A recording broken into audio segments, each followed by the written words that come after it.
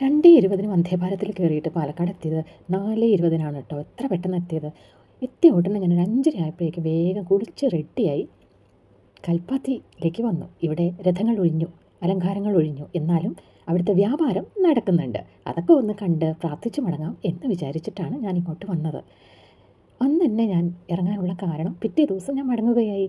Just ഒന്ന് അമ്മേനെ visit ചെയ്തിട്ട് അവിടെ നിന്ന് ചെന്നൈയിലേക്ക് മടങ്ങാൻ വേണ്ടിയിട്ടാണ് പോയത്. രഥചക്രങ്ങൾ ഉരുളുന്ന അഗ്രഹാരങ്ങളിൽ നിന്ന്, നിളയൊഴുകുന്ന ഹൃദയഭൂമിയിൽ നിന്ന്, വള്ളുവനാടിൻ്റെ ഗ്രാമ അനശ്വരതകളിൽ നിന്ന് എത്തുന്ന കാറ്റിൻ്റെ നടരാജ നർത്തന വേദിയാണ് ഇത് എന്നാണ് കൽപ്പാത്തിനെ വിശേഷിപ്പിക്കുന്നത്. ഇതാണ് കൽപ്പാത്തി കുണ്ടമ്പലം. കുണ്ടമ്പലത്തു നിന്ന് പുറത്തേക്ക് വരുമ്പോൾ ഒരുപാട് വ്യാപാരങ്ങളുണ്ട് കേട്ടോ. ഒരുപാട് സ്ഥലങ്ങളിൽ നിന്നും വന്ന് വ്യാപാരികൾ വിൽക്കുന്നതാണ്. രഥോത്സവം നമ്മൾ ഗംഭീരമായിട്ട് ലൈവിലൂടെയും അല്ലാതെ കുറേ യൂട്യൂബ് ചാനലുകളിലൂടെയും കണ്ടിട്ടുണ്ട്. രഥോത്സവം കഴിഞ്ഞിട്ടും നവംബർ മാസം മുഴുവനും വ്യാപാരികൾ അവിടെ വ്യാപാരം നടത്തുന്നുണ്ട്. രഥോത്സവത്തിൻ്റെ തിരക്ക് കൊണ്ട് വരാൻ പറ്റാത്തവരെല്ലാവരും രഥോത്സവം കഴിഞ്ഞായാലും ഈ വ്യാപാരം കാണുവാനും വാങ്ങുവാനും വേണ്ടി വരുന്നുണ്ട്. ഒരുപാട് സാധനങ്ങൾ കാണുമ്പോൾ നമ്മൾ എവിടെയും കാണാത്ത തരത്തിലുള്ള ചെറിയ ചെറിയ കുട്ടി കുട്ടി സാധനങ്ങളെല്ലാം ഇവിടെ കാണാൻ പറ്റുന്നുണ്ട്. വളരെ ഭംഗിയായി അറേഞ്ച് ചെയ്തിട്ടുള്ള ഈ സാധനങ്ങളെല്ലാം കണ്ടു നടക്കുകയായിരുന്നു. വിത്തുകളെല്ലാം കണ്ടപ്പോൾ ഏത് വാങ്ങണമെന്ന് കൺഫ്യൂഷനായി. കാന്താരി എന്തായാലും വാങ്ങാമെന്ന് വിചാരിച്ചു. ഇപ്പോൾ ഞാൻ ഒരുപാട് കാന്താരി കൊണ്ട് റെസിപ്പീസ് ഉണ്ടാക്കുന്നുണ്ട്. അതുകൊണ്ട് തോട്ടം തന്നെ വയ്ക്കാമെന്ന് വിചാരിച്ചു. ഫസ്റ്റ് തന്നെ എടുത്തത് കാന്താരിയുടെ വിത്താണ്. ഇതെല്ലാം എത്രത്തോളം വളരുമോ എന്തോ ഒന്നൊന്നും എനിക്കറിയില്ല, ഒന്ന് ട്രൈ ചെയ്യാം. അയാൾ എന്നോട് പറഞ്ഞത് വെറുതെ ഇട്ടാൽ മതി എന്ന് മാത്രമാണ്. തോട്ടത്തിൽ ഇട്ട് നോക്കാം, അല്ലെങ്കിൽ ചട്ടിയിലായാലും ഇട്ട് നോക്കാമല്ലോ. പിന്നെ ചുവന്ന ചീര, തക്കാളി, അങ്ങനെ ഓരോന്നൊക്കെയായി വാങ്ങിച്ചു. ഒരുപാടുണ്ട് കേട്ടോ. പക്ഷേ എല്ലാം വാങ്ങിച്ചിട്ട് എത്രത്തോളമാണ് അതിൻ്റെ ആഫ്റ്റർ ഇഫക്റ്റ്, അത് വളരുമോ എന്തോ ഏതോ ഒന്നും അറിയാതെ വാങ്ങാൻ വലിയ ഇൻട്രസ്റ്റ് എനിക്ക് തോന്നിയില്ല. ഏതായാലും ഒരു സാമ്പിൾ പോലെ കുറച്ച് വാങ്ങാമെന്ന് വിചാരിച്ചു. അങ്ങനെ കുറച്ചെല്ലാം നോക്കി എടുത്തു. ഒന്നിന് 20 രൂപ വെച്ചായിരുന്നു വിത്തിൻ്റെ റേറ്റ്. കുഴപ്പമില്ല അല്ലേ, ഒരു 5-6 വാങ്ങി, അത്ര തന്നെ. ഇപ്പോഴും ഞാൻ വിത്തിട്ടിട്ടില്ല കേട്ടോ. ഈ തണുപ്പ് മഴയൊക്കെ ഒന്ന് കഴിഞ്ഞ് ഇട്ട് തുടങ്ങാമെന്നാണ് ഞാൻ വിചാരിച്ചിരിക്കുന്നത്. പിന്നെ സമയം കിട്ടണ്ടേ. ഇത് കണ്ടോ, മിഠായി ഏതെടുത്താലും 20 രൂപ. പണ്ട് ചെറുപ്പകാലത്തൊക്കെ ഞാൻ ഉത്സവങ്ങളിൽ പോകുമ്പോൾ കാണാറുള്ള അതേ മിഠായികൾ. പക്ഷേ ഞാനിപ്പോൾ സ്വീറ്റ് കഴിക്കുന്നത് നിർത്തിയത് കൊണ്ട് ഒന്നും വാങ്ങിയില്ല. വേഗം അവിടെ നിന്ന് സ്ഥലം വിട്ടു. എന്നെ അതെല്ലാം ഇങ്ങനെ മാടി മാടി വിളിക്കുന്നുണ്ടായിരുന്നു കേട്ടോ.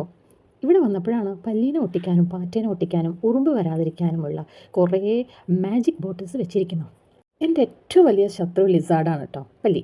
ശരി, എന്നാൽ പിന്നെ ഇത് തന്നെ ആകാം എന്ന് വിചാരിച്ച് ഒരു ബോട്ടിൽ വാങ്ങി. 100 രൂപയാണ് അതിൻ്റെ വില. ഞാൻ അദ്ദേഹത്തോട് പറഞ്ഞു, ഇതുപോലെ ഇതിന് മുമ്പ് പലരും പറഞ്ഞ് ട്രൈ ചെയ്തിട്ട് ഇതടിക്കുമ്പോൾ, ഈ സ്പ്രേ അടിക്കുമ്പോൾ ഒന്ന് ഫ്രീ ആയിട്ട് കുളിക്കാമെന്നും പറഞ്ഞിട്ടാണ് ലിസാർഡ് വരെ അവിടെ വന്ന് നിൽക്കുന്നത്. കുളിച്ചൊരുങ്ങി പോകും എന്നല്ലാതെ വരാതിരിക്കുകയൊന്നുമില്ല. പിന്നെയും അടിക്കുന്ന കാണുമ്പോൾ ഓടി വരാറുണ്ട് എന്ന് ഞാൻ പറഞ്ഞു. ഇല്ല, ഇതൊന്ന് ട്രൈ ചെയ്ത് നോക്കൂ, ഇത് നിങ്ങൾ റിഗ്രറ്റ് ചെയ്യില്ല എന്ന് ഉറപ്പ് പറഞ്ഞുകൊണ്ട് മാത്രം വാങ്ങി. പിന്നെ തൊട്ടടുത്ത കടയിലുള്ള വളകളെല്ലാം കണ്ട് ആസ്വദിച്ച്. ഒരുപാട് വളകളുണ്ടായിരുന്നു, ഒരുപാട് കമ്മലുകൾ, മാലകൾ. ഏത് വാങ്ങണമെന്ന് ആകെ കൺഫ്യൂഷനാണ്. പക്ഷെ ഞാനൊന്നും വാങ്ങിയില്ല എന്നുള്ളത് പരമസത്യം. കാരണം എനിക്ക് കണ്ടും വാങ്ങിയൊക്കെ മടുത്തു തുടങ്ങി. അപ്പോൾ ഞാൻ വാങ്ങിയില്ല. പക്ഷേ ഞാൻ എൻ്റെ മെയ്ഡിന് വേണ്ടി കുറച്ച് സാധനങ്ങൾ വാങ്ങി, അവരുടെ മോൾക്ക് കൊടുക്കാൻ വേണ്ടിയിട്ട്. ബാക്കിയെല്ലാം കണ്ടിങ്ങനെ ആസ്വദിച്ചു. അപ്പോൾ ഇതൊക്കെയാണ് ഞാൻ എൻ്റെ മെയ്ഡിൻ്റെ മോൾക്ക് വേണ്ടി വാങ്ങിയ കുട്ടി സാധനങ്ങൾ. ഈ പൊട്ട് ഭയങ്കര നൊസ്റ്റു അടിക്കുന്നത് കാണുമ്പോൾ തന്നെ.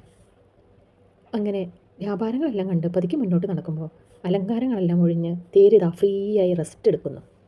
ഈ തേരാണ് നമ്മൾ ലൈവിലൂടെയൊക്കെ കണ്ടിരിക്കുന്നത്. തൊട്ടടുത്തുള്ള കൊണ്ടാട്ടം വെക്കുന്ന ഈ കടയിൽ ഇല്ലാത്ത കൊണ്ടാട്ടങ്ങളൊന്നുമില്ല കേട്ടോ.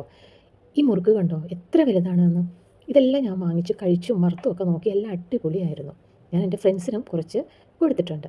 ഇങ്ങനെ പോകുമ്പോൾ ലൂസായിട്ട് കുങ്കുമം, മിഠായി, അങ്ങനെ ഒരുപാട് സാധനങ്ങളും റോഡ് സൈഡിൽ കണ്ടു. വിവിധ തരത്തിലുള്ള കുങ്കുമം, അതൊക്കെ പണ്ട് ഉത്സവങ്ങളിൽ മാത്രം കണ്ടുവരുന്നതായിരുന്നു. പിന്നെ കൽപ്പാത്തി അമ്പലത്തിൻ്റെ നേരെ ഓപ്പോസിറ്റുള്ള ഈ ഒരു കടയിൽ ഞാൻ അതിന് മുമ്പ് വാങ്ങിച്ചിരുന്നു. നല്ല രുചിയുള്ളതുകൊണ്ട് ഇപ്രാവശ്യം ഞാൻ കയറി കുറച്ച് സാധനങ്ങൾ വാങ്ങി. പിന്നെ പൂക്കൾ, വിവിധ തരത്തിൽ പൂക്കളും കാണാൻ സാധിച്ചു. പൂക്കളുടെ പേരുകളൊന്നും എനിക്ക് അത്ര നന്നായിട്ട് പറയാനൊന്നും അറിയില്ല. എല്ലാം കാണാൻ നല്ല ഭംഗിയുണ്ട്.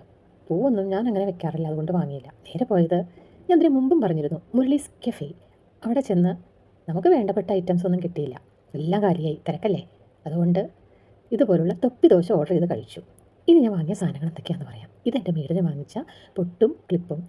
ഇത് കട്ട് മാംഗോ പിക്കിൾ, അരിക്കൊണ്ടാട്ടം, ഇഞ്ചിപ്പുളി, നെല്ലിക്ക അച്ചാർ.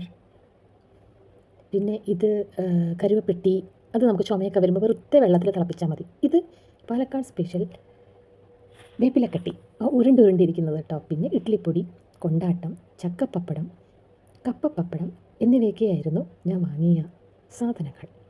ഇതാണ് ചക്കപ്പപ്പടവും കപ്പപ്പപ്പടവും. ഇതെല്ലാം നല്ല അടിപൊളിയാട്ടോ വറുത്ത് കഴിക്കാൻ. Thank you for watching my channel.